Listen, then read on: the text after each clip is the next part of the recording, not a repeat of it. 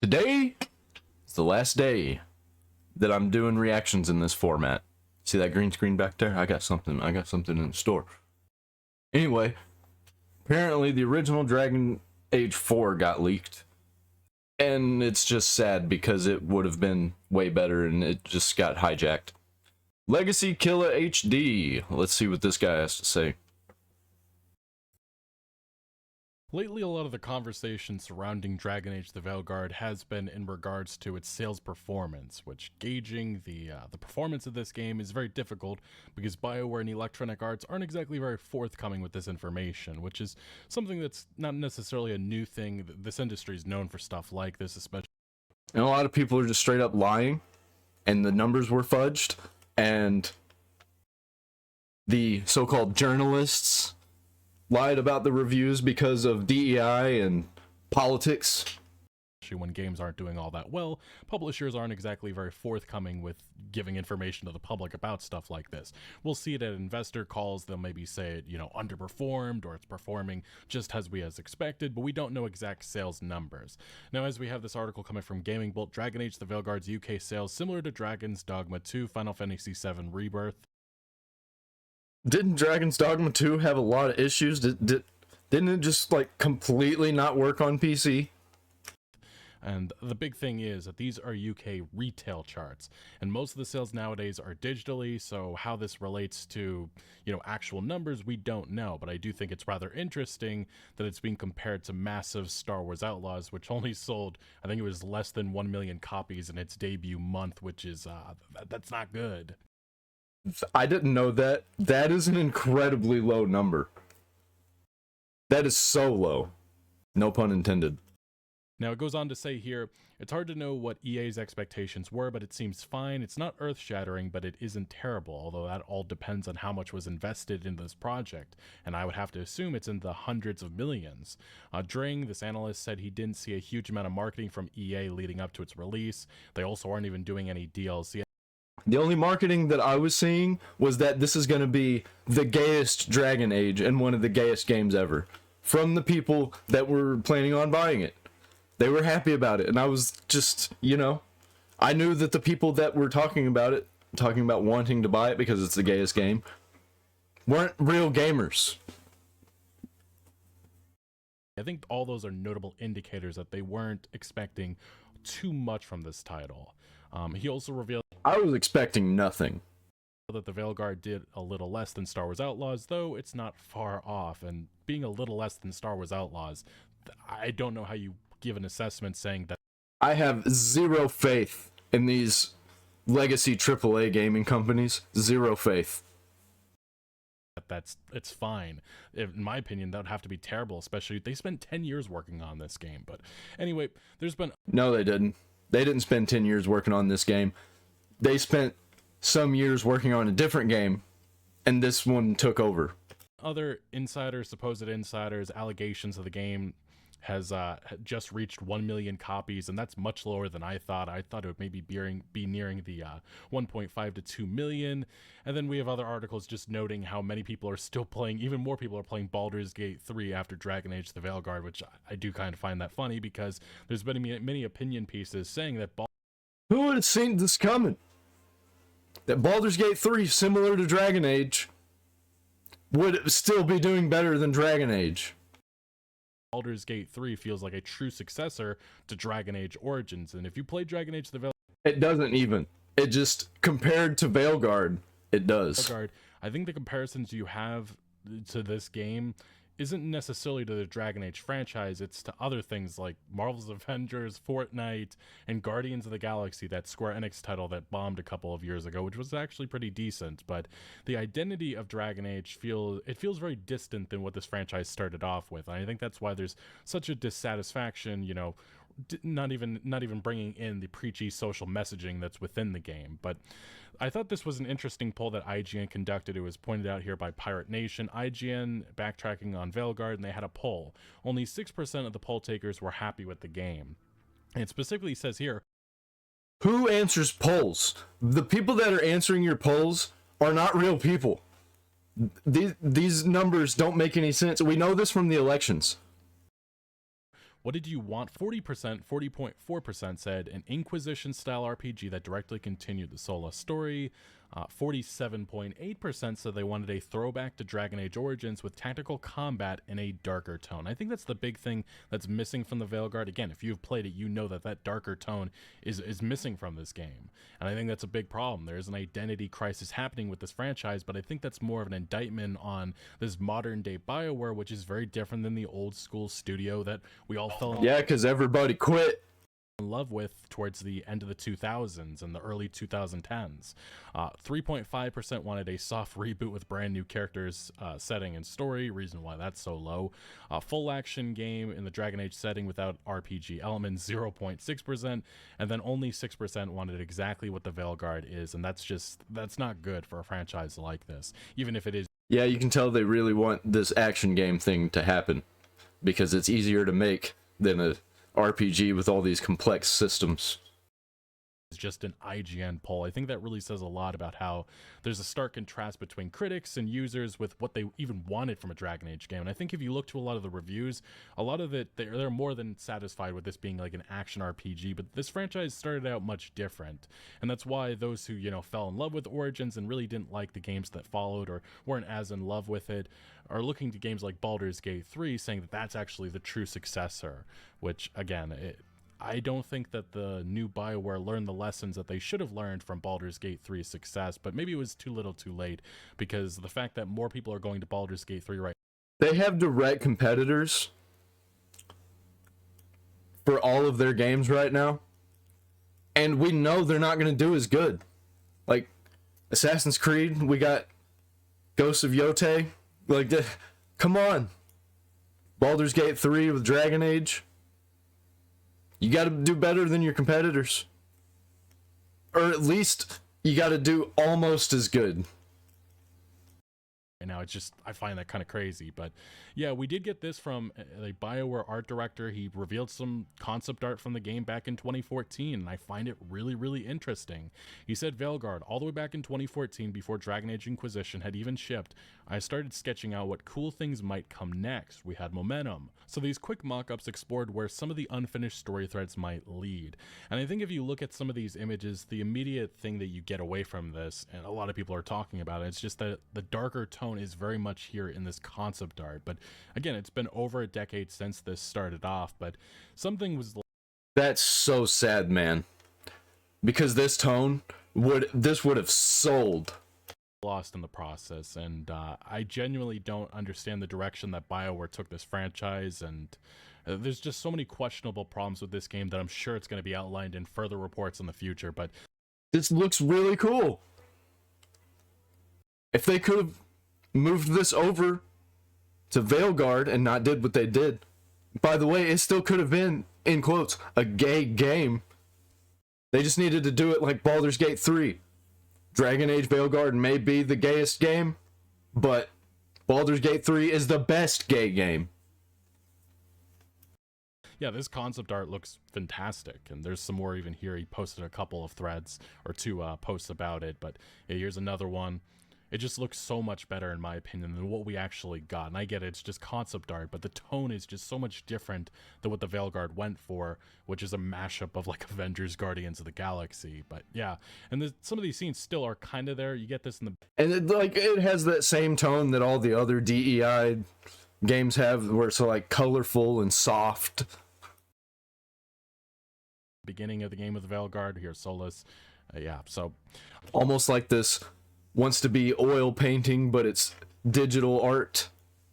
I'm not going to go into any real big story spoilers, at least right now, but yeah, there's just so many questionable things with this game, especially when you compare it to some of the other RPGs that really set the standard, like Baldur's Gate 3. I think BioWare really needed to do a lot more, and they didn't. And I think right now there's just a lot of question marks in regards to what exactly happened with Dragon Age the Veilguard. How did we get this game when you have concept art, and the darker tone was definitely there at some point. What got lost?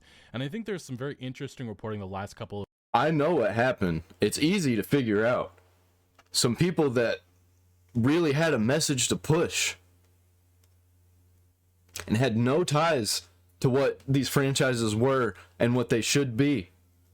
They really wanted to make their own thing, but they didn't have the talent or the resources to do it. But they did go to college for social stuff, and they do know a little bit about making games. So let's hire them, because that's what the environment of the world is right now.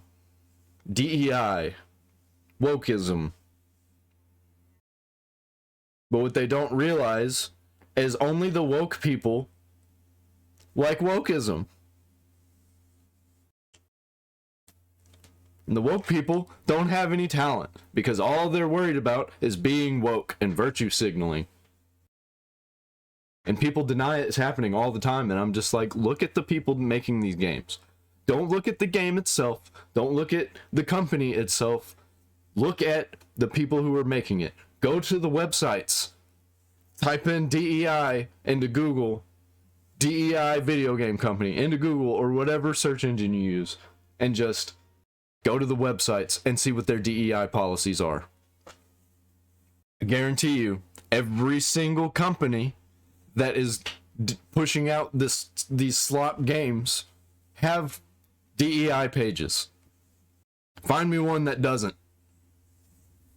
Of years that give clear indication what happened. We have this report coming from Gaming Bolt, what happened to Dragon Age the Veilguard, and they mentioned some of the notable points that I've been talking about for quite some time. By now you know the story of Dragon Age the Veilguard's development before it even came into being. The next title, reportedly, it went by the codename Joplin in 2015. And I think a lot of people don't understand that this project started out as Joplin and then it turned into Morrison over the years, and a lot of that has to do with the chaos that we've seen at BioWare.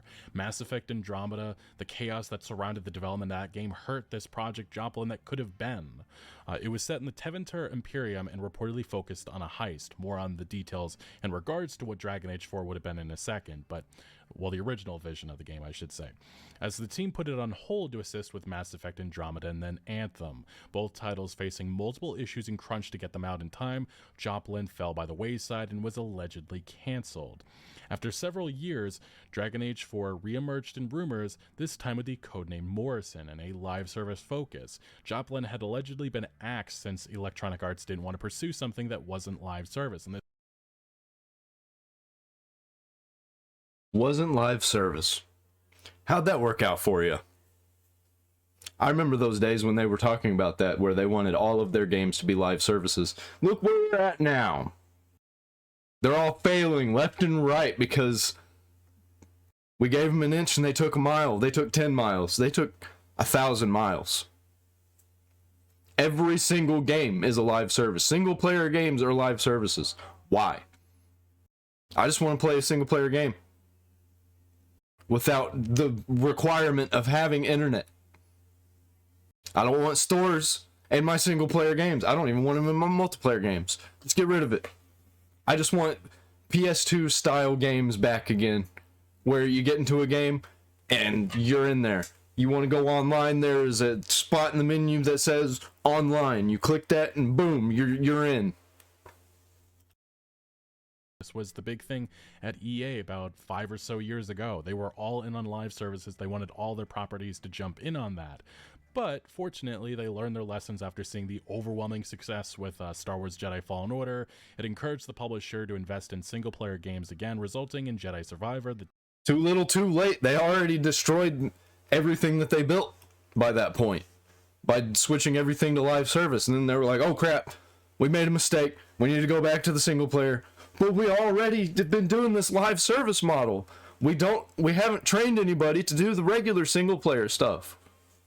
Dead Space remake, and of course, a single-player focused Dragon Age sequel. Now, I think the problem was once EA realized this and made the pivot again back to, letting BioWare be what BioWare is, the damage was already done. A Mass Effect Andromeda damaged this studio, and Anthem truly crushed it because a lot of developers at BioWare didn't want to make that type of game. So they left the studio, they started new studios. We see that there's a new studio, I think they're working on a game called Exodus that looks like a spiritual successor to Mass Effect with a lot of former BioWare talent. I've seen some stuff about that game. It's looking pretty good. I don't see myself playing Mass Effect 5. And I loved the original trilogy, especially the second one. I played the third one before they fixed it and then didn't play it again, so I'm still stuck with my my playthrough sucked. The ending did, at least. Mass Effect 3 was top tier. Just that ending, though. Point is, a lot of the talent that made BioWare who they are, they're long gone. Inquisition lead writer David Gator was already gone before Anthem shift, and he had some very not nice words to say about BioWare's leadership and many of the developers at the studio that looked down upon him and his work, which I just find that crazy considering the success that he's had in this industry. There seemed to be like the new age of BioWare coming in, and they almost had... They know what's better because they're the old guard. That's for the old generation. We know what's new and what's hip and what's cool and what's with it. Like disdain for what the studio used to be and how they came to be. But franchise creative director Mike Laidlaw, who also served as lead design and director for the first 3 titles, left after Joplin's cancellation. And I think that was the clear indication that we were never going to get the true Dragon Age 4 that a lot of us hoped for, because the main man behind this franchise was gone. However, after it shifted focus in 2021, there would be even more high-level departures and layoffs. Last year alone saw 50 employees leaving BioWare. You know what I think what I think that situation was, how they got to that point? I think they were cost cutting and hired a bunch of people for low wages, and it was all low skilled people who thought that they were better and wanted to take over the company. You work at enough factories, you learn that that's what happens in these corporate settings. That people are just trying to get theirs, they're trying to get ahead, and they will pull everybody down with them trying to get to the top. And that takes down some of the people that are keeping the company afloat, including writer and Qunari creator Mary Kirby. And as it's pointed out here, the live service influence that this Morrison project began with until Electronic Arts gave them the permission to make the BioWare game that we all expect out of BioWare, that influence is still there. The layout of the lighthouse in Veilguard, which vaguely resembles a social hub right down to each companion, so carefully segregated and split apart. The mission interface when fast traveling to the crossroads, reminding me of a mobile RPG when selecting your party composition, the overtly linear main missions. All of this indicates that the live service beginnings of Morrison is still very much there in the DNA of Veilguard, and I feel like that's kind of problematic to the actual game that we got. But more specifically, with Joplin, the original Dragon Age 4 vision. Here we go. Jason Schreier actually a number of years ago outlined what this project was actually going to be. And again, it's very different than what we actually got with the Veilguard.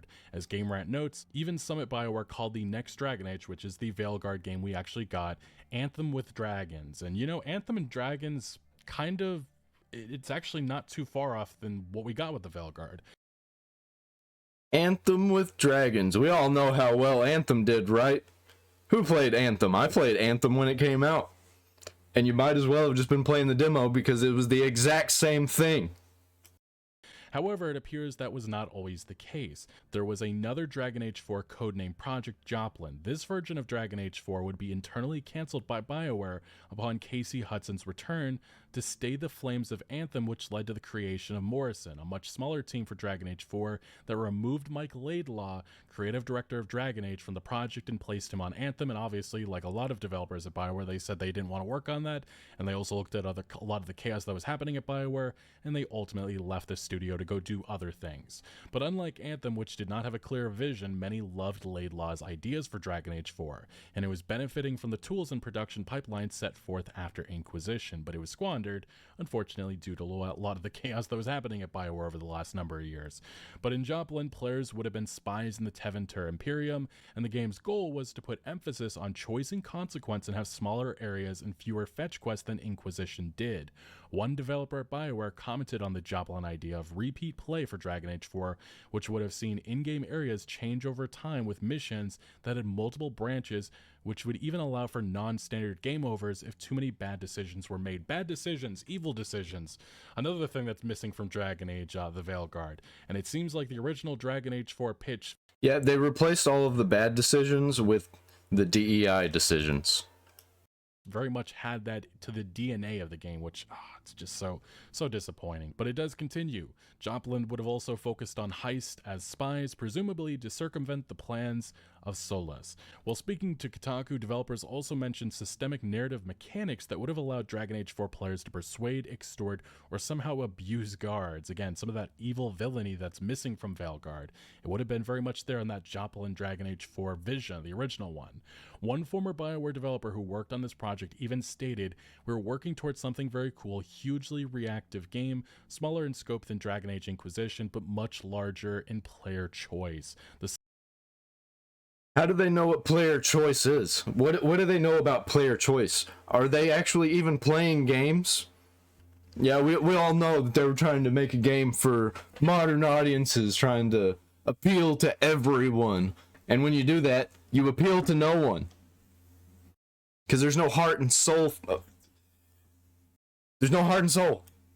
The one thing that everybody seems to be wanting from RPGs these days, the old standard. They would have had player choice, followers, reactivity, and depth. I'm sad that game will never get made, and I'm very sad after what we got with the Veilguard, which has disappointed a lot of longtime fans of this franchise. So yeah, that was the original vision for Dragon Age 4, which is very different than what we actually got. And if you looked at some of the teasers that we got years ago, 6 years ago, we got the first teaser for this new Dragon Age game, and again, it's very different. The darker tone is very much there. It's just so crazy how this project changed. Here's the They had a teaser that had the dark tone. Where did it go wrong? When did it go wrong? teaser from 2018 that was shown at the Game Awards. And again, this one specifically doesn't show too much, but yeah, I'll speed it up a little. It's definitely got that style. That darker tone that everybody wants. So, you found me at last. I suspect you have questions. Dreadwolf Rises. And then even in 2020, we got actually a lot more concept art and everything. And again, the project just looks so much different. And I love how in the comment section you can see people looking back on this saying, oh, if you only knew the shit show that is number 4, what happened? This aged horribly, Jesus Christ, what went wrong? And yeah, this is the teaser we got in 2020 for this game. And even then, it seems very different than what we got now. We're still in early production, but we thought it was time to give you the very first look at how BioWare's passionate team of developers are crafting this very special game. And again, it's worth mentioning Casey Oh, it's special, all right. It's special, all right. Hudson, he ain't here anymore. He left. I will speed up past some of this stuff. I did BioWare for a really long time. And there's Mark Dara. He ain't there either anymore. I think he served in like a consultant role of sorts. He no longer was in charge, though. He was not an executive producer on this. So I've got to see it grow up and turn from a company of 35 people to a company of more than 300 people. There's another big problem. What did they do to justify hiring that many people after they had failed 2 games? 2 major games. They decide we're gonna expand. Yeah, and almost all those 300 individuals left over the last number of years that were responsible for the games that we actually fell in love with BioWare. There's amazing people in the industry. There's amazing stories to be told with other people. I love that character so much. That's awesome. We're very experimental here at BioWare, so we're always coming up with new stuff. We're always trying to improve, innovate, and bring new characters to life for our players and fans to enjoy. Yeah, and here's some of the early concept art that I was talking about. The world of Dragon Age really has got it all. It's got frontier stories, it's got mystery, it's got hard-boiled detective. I will say I love how if you look at the proportion of the heads, they look normal in the concept art, which in the game they do not. And yeah, they also look very different. Detective stories. And of course, it's all wrapped up in kind of a fantasy setting. You really feel like you're the hero in the Dragon Age world and you're saving people. Dragon Age to me is a wonderful world to play in. I am really excited. Yeah, it's got that like darker tone, like browns and orange, and not just that colorful slop. It looks like it would be a Dragon Age game. I mean, again, I like a lot of this concept art, but again, what they were going for back then just seems very different than what we got now. Future of Dragon Age. This is an original world, original flora, original wildlife, original architecture.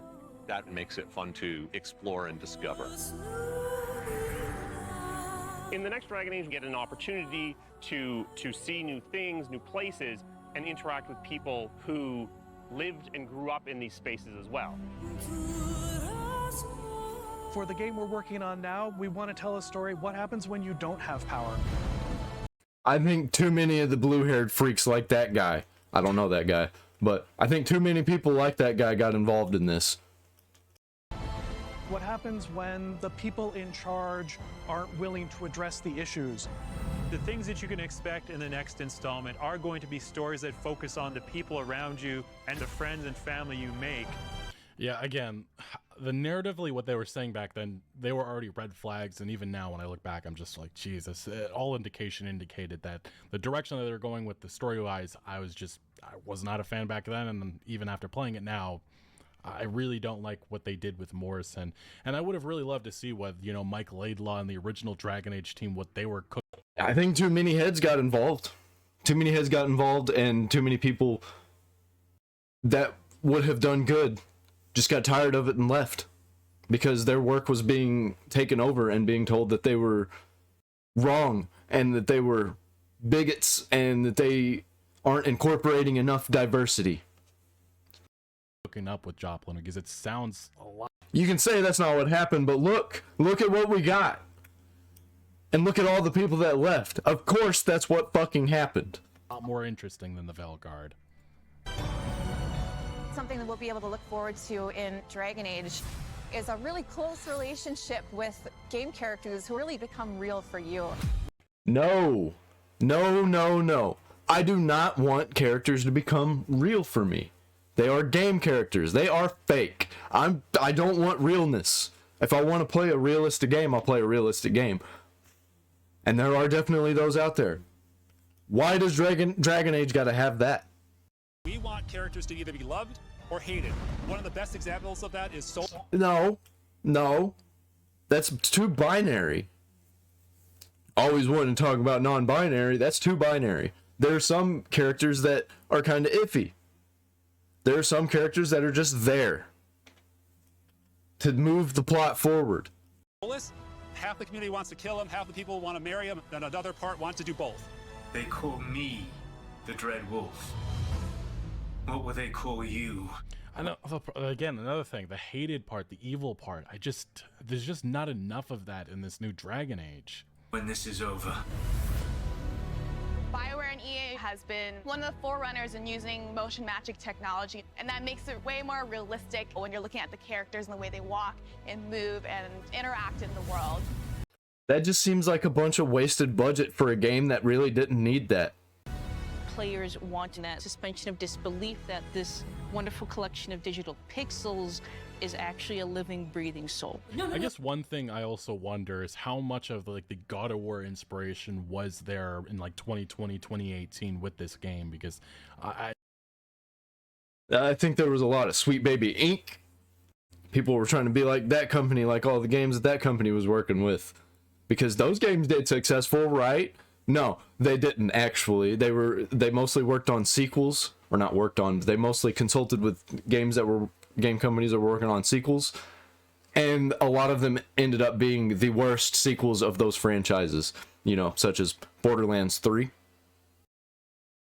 I just find it hard to believe that it really began that way with Morrison. With Joplin, obviously, I think it would have gone a completely different direction in terms of its gameplay. And yes, it would have been a more proper sequel to Inquisition. And I think that's a chief complaint that a lot of people have about Dragon Age: The Velguard. I still don't think it would have been good, though. The choices, the lore, it just feels disconnected. No, it's okay. That's the good kind of rumble. I actually design bosses. I help with the creature design team as well. So I do all of the... Yeah, and like I said, some of that concept art even before then. They got rid of spiders, I think, completely. I don't know why, but... Yeah. Because somebody at the game company didn't like spiders. That's literally why. That is literally why they didn't have spiders. Those are the kind of people that they're hiring at these companies. Yeah, let's see if I can pull this back enough. I actually design bosses. I help with the creature design team as well. Yeah, like, we could see they were still going with that Fortnite. I don't care for what they did with some of these character designs, in my opinion. Even back then, the red flags were there. So I do all of like the big threats that you have to go up against. It's like that Fortnite Magic the Gathering kind of like almost wanting to move into the anime looking style. Nobody dies on my watch. For the Wardens! Choice is a big part of what Dragon Age is as a franchise. The decisions you make can affect change in the world. Decision making can mean that a party member lives or a party member dies. I feel like they were really pushing that, like, look how diverse the cast is for this. Or not the cast. Look how diverse the developers are for this game. See, we got a white guy, we got an Asian girl, we got a gay white guy with blue hair, we got a black girl. I mean, there's some of that decision making in Veilguard, but nowhere near the extent that we've seen in other RPGs, and I think that's the complaint that a lot of people have. They say, again, I understand people are going to be in the comment section saying, why do you keep comparing this to Baldur's Gate 3? But I mean, there's just so many different aspects of Baldur's Gate 3, the freedom, the choice that should be there in a new, modern BioWare experience. Or even Bethesda, this is a complaint that I've had with them. These are some of the original architects of the modern RPG, and they have not evolved enough, and we've seen other developers in this industry rise up like Larian. And yes, this is definitely a complaint that's valid and should be thrown at BioWare, because they should be doing more in terms of choice and consequence in these RPGs. And being the fact that you can't even really be evil in a Dragon Age game is just fucking insane to me. And it means owning your outcome and reactivity to the choices that you do make. I mean, there is some of that within this game. It's not like there's none of it. It's just not to the extent that I think I personally wanted from a new Dragon Age game, especially being that this comes about a year or so after Baldur's Gate 3. Just love the possibilities that Dragon Age offers us, and I'm excited to explore a lot more of them. A lot of that like looks dark and gritty in tone, and that's what I would have wanted from a game like this. It would have got me into Dragon Age. I've played the first 2 Dragon Age games. I liked them. To me, I don't see myself going back and playing them though, because they've soured me. They've soured me on it. Because I know that the 4th game in the series is going to be garbage. that potential is what gets you up in the morning. It's a fantastic opportunity every time. Yeah, again, it's just some of this concept art. It looks like Magic the Gathering, does it not? Just what it looks like here to the actual, what we actually got, it's just so different. Yeah, that was Dragon Age 4. That was the original, well, that was the original Morrison that ended up being Veilguard. And then before that, we had Joplin, which was being led by Mike Laidlaw, which we never got. Joplin is what we should have got. That one's the one everybody wanted. And that has largely to do with a lot of the chaos that happened at BioWare in terms of Anthem, in terms of Mass Effect Andromeda, in terms of Electronic Arts wanting live services, and then obviously changing their mind years later. But yeah, it's just very interesting looking back to a lot of the exposés, the leaks, and even some of the stuff that we got revealed this week of what Dragon Age 4 was originally envisioned to be. And I kind of feel sad that we'll never get to see that, and it seems like some BioWare developers feel the same way. Anyway, what do you make of Dragon Age Veilguard? Have you played it? Have you not? What do you make? Personally, I'm just here for the walls. I knew it was going to be like this because it's been like this for about a decade. And you know what? I'm here for it. Because if game company's not making good games to make good games, they need to just, you know, rot.